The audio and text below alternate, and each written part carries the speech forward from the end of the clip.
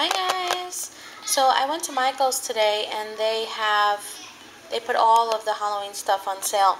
So they actually put the ones that have from the Recollections all for $1.99. So all the ones that have like the pumpkin and the cat and the bats spangles were all $1.99. So I picked up these, and they also had these for $1.99 as well, which were the glitters with the 6 in there, the rust, the citron, muse, ebony, granite, and the glitz. So definitely stop by Michael's if you can, because they put all the Halloween stuff on sale. Then I went over to this is from General Dollar.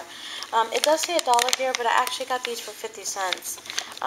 These were on sale, and I guess because they put all the school stuff on sale. And they're just, glitter pots. There's 2 to each one. They give you a good amount. This one has red and blue. This one has a turquoise and a purple. This turquoise is really pretty. And they also had a green and the purple. I picked these up, and I also got this from there. These are so cute. They're actually cell phone stickers, but I thought, you can cut them up and put them on a nail. They're really cute. This one has like these, it does have a heart. Of course, if you put it on a nail, you're not going to get that shape, but, you can cut them up and use how many you want, because the black background is really pretty.